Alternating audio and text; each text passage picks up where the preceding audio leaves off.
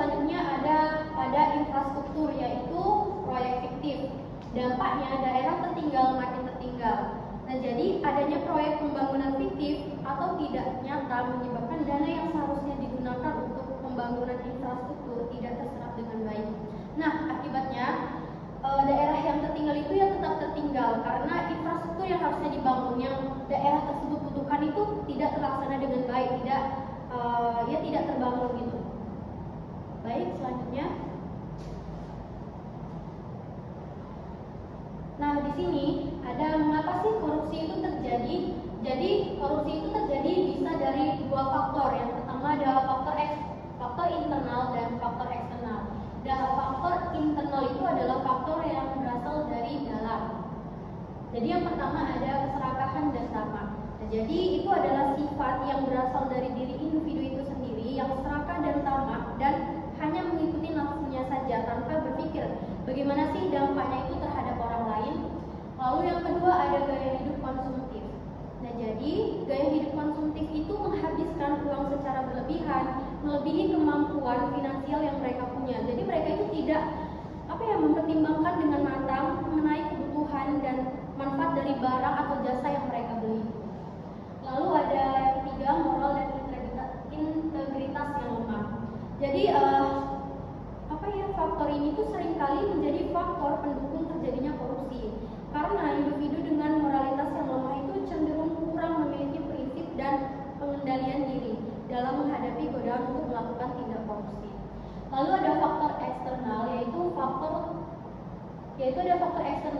faktor dari luar. Yang pertama yaitu ada dari lingkungan sosial dan budaya. Nah, jadi ada juga budaya yang dapat memicu korupsi.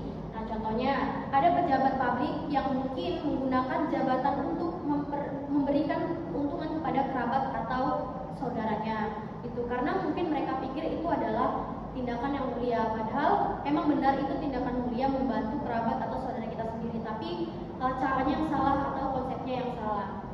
Lalu yang kedua ada kurangnya pengawasan dan transparansi. Nah, jadi tanpa pengawasan yang ketat, pejabat publik itu tidak dapat menyalahgunakan wewenang mereka untuk kepentingan pribadi. Lalu yang ketiga ada sistem hukum dan penegakan yang lemah. Nah, jadi sistem hukum dan penegakan yang lemah itu penegakan yang lemah atau pilih kasih terus juga tidak konsisten itu dapat membuat perilaku yang melakukan korupsi itu tidak merasa jerah sehingga lebih banyak mendorong keberanian orang untuk mendukung tindak serupa. Lalu ada yang terakhir faktor ekonomi.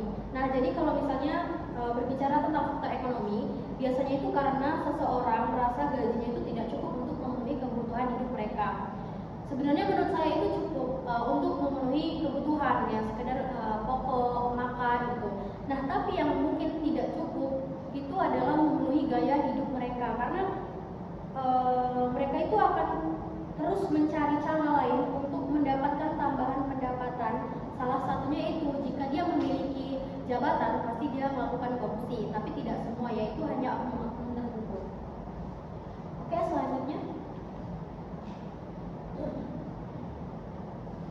Nah, di sini ada peran pendidikan dan mahasiswa. Jadi di sini peran pendidikan dan mahasiswa agar masyarakat itu sejahtera dan mencegah terjadinya korupsi. Nah, di sini bisa melalui pendidikan anti korupsi dan dari mahasiswanya itu sendiri. Yang pertama, pendidikan anti korupsi menanamkan nilai kejujuran dan tanggung jawab. Nah, jadi pendidikan anti korupsi itu menanamkan pentingnya kejujuran dalam setiap tindakan dan keputusan yang diambil. Mahasiswa diajarkan untuk selalu jujur dalam akademik, lalu ada pekerjaan dan kehidupan sehari-hari. Selain itu, mereka juga diajarkan untuk bertanggung jawab atas tindakan mereka sendiri. Menyadari bahwa kepercayaan masyarakat dan kelangsungan institusi sangat bergantung pada sikap jujur dan bertanggung jawab. Lalu yang kedua ada kepedulian terhadap masyarakat. Nah, selain aspek pribadi, pendidikan anti korupsi juga menumbuhkan rasa peduli terhadap kesejahteraan masyarakat. Mahasiswa didorong untuk memahami dampak dari korupsi terhadap masyarakat luas dan berperan aktif dalam mewujudkan kehidupan yang bersih dan adil, serta membantu mengatasi masalah yang timbul akibat praktik korupsi. Lalu ada dari mahasiswa. Yang pertama yaitu ada menolak kecurangan. Nah, jadi sebagai bagian dari sikap anti korupsi, mahasiswa juga diajarkan untuk menolak segala bentuk kecurangan baik dalam akademik, pekerjaan maupun kehidupan sosial. Mereka diharapkan memiliki keberanian untuk melaporkan atau menolak praktik-praktik tidak jujur demi menjaga integritas dan keadilan. Lalu yang kedua ada menjadi contoh integritas atau menjadi contoh teladan yang baik. Nah, jadi mahasiswa yang telah mendapat pendidikan anti korupsi diharapkan mampu menjadi teladan bagi lingkungan sekitarnya. Dengan menunjukkan perilaku jujur, terus adil, dan bertanggung jawab, mereka dapat menginspirasi orang lain untuk mengikuti jejak yang sama dan menciptakan budaya anti korupsi di masyarakat. Lalu yang ketiga ada aktif menyuarakan anti korupsi di lingkungan sekitar. Nah, jadi mahasiswa juga didorong untuk aktif menyuarakan pentingnya anti korupsi di lingkungan mereka, seperti di kampus, lalu di komunitas, terus juga ada di masyarakatnya, dengan berbagai pengetahuan dan mengajak orang lain berkomitmen terhadap integritas. Mereka membantu memperkuat gerakan anti korupsi dan menciptakan perubahan yang positif. Baik, selanjutnya presentasi akan dijelaskan oleh Dita Octaviana. Kepada Dita saya persilakan. Oke, selanjutnya itu strategi menuju masyarakat sejahtera bebas korupsi. Strategi yang berarti langkah-langkah yang dilakukan untuk membangun masyarakat yang makmur dan adil dengan cara menghilangkan korupsi sebagai hambatan utama dalam pembangunan. Yang pertama itu ada transparansi dan akuntabilitas dalam tata kelola pemerintahan. Dalam hal ini, pemerintah itu harus transparansi yang berarti terbuka dalam penggunaan anggaran dan pengambilan keputusan. Jadi setiap kebijakan dan pengeluaran publik harus bisa diakses dan dipertanggungjawabkan agar tidak ada ruang untuk penyelewengan bagi korupsi. Yang kedua yaitu partisipasi masyarakat dalam pengawasan. Partisipasi masyarakat dalam pengawasan di mana masyarakat perlu dilibatkan secara aktif dalam mengawasi program pemerintahan, termasuk melalui media sosial, forum publik, atau lembaga pengawas independen. Semakin banyak mata yang mengawas, semakin kecil pula peluang terjadinya korupsi. Yang ketiga, penegakan hukum yang tegas terhadap pelaku korupsi. Hukuman terhadap pelaku korupsi itu harus jelas, adil, dan tanpa pandang bulu, dan juga harus menjadi menimbulkan efek jerah terhadap pelaku. Ketika penegakan hukum yang tegas itu menimbulkan efek yang jerah, maka akan menunjukkan bahwa korupsi ini tidak bisa ditoleransi. Yang terakhir, peningkatan pendidikan dan kesadaran hukum masyarakat. Edukasi sejak dini tentang nilai kejujuran, integritas, dan hukum sangat penting. Masyarakat yang sadar hukum cenderung menolak korupsi dan berani melaporkannya jika terjadinya penyelewengan. Next. Kesimpulannya yaitu kesejahteraan masyarakat adalah tujuan utama bangsa Indonesia sebagaimana tercantum dalam pembukaan Undang-Undang Dasar 1945. Kesejahteraan tidak hanya soal ekonomi, tapi juga mencakup keadilan sosial, pendidikan, kesehatan, dan kehidupan yang aman serta harmonis. Untuk mencapainya, dibutuhkan kerjasama antar pemerintah dan masyarakat melalui pemerataan pembangunan, peningkatan kualitas sumber daya manusia, serta penguatan persatuan. Namun, korupsi menjadi hambatan utama. Korupsi merusak tatanan sosial, menghambat pembangunan, dan memperlebar kesenjangan. Karena itu, pendidikan anti korupsi sangat penting untuk membentuk generasi yang jujur dan berintegritas. Mahasiswa sebagai agen perubahan harus menjadi contoh dalam melawan korupsi. Tanpa integritas, kesejahteraan hanya akan menjadi aman. Tapi dengan komitmen bersama, cita-cita bangsa bisa tercapai. Next.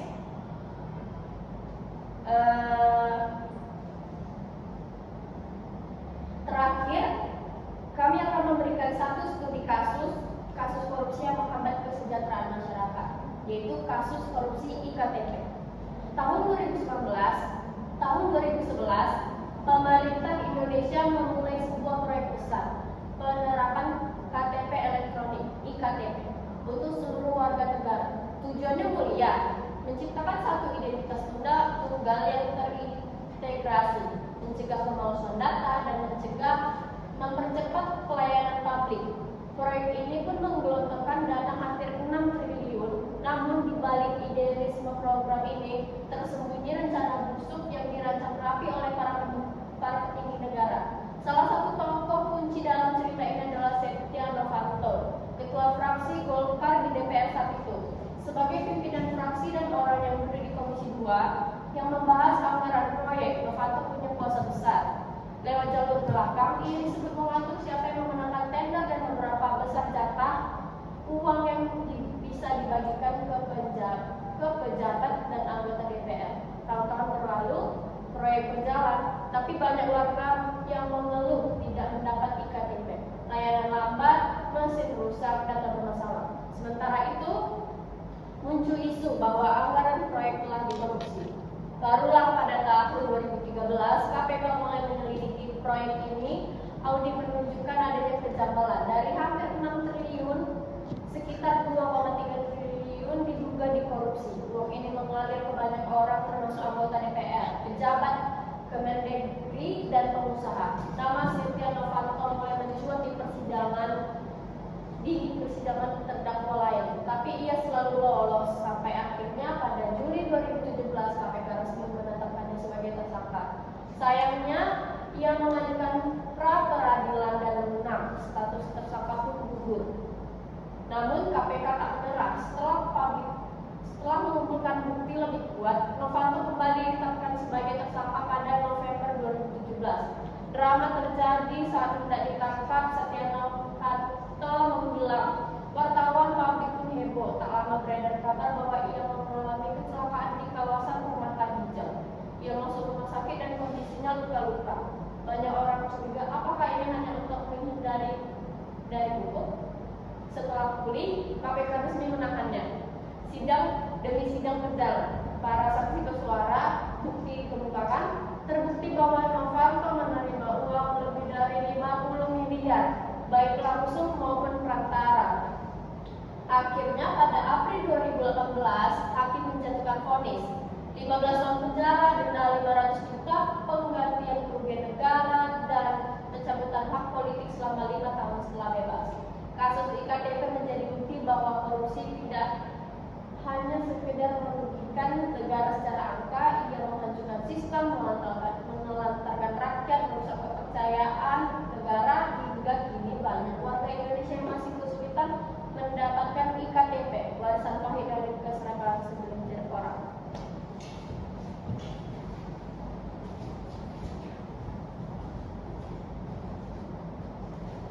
Baik, sekian dari presentasi kami. Mohon maaf apabila ada kesalahan kata atau penjelasan yang kami jelaskan kurang jelas.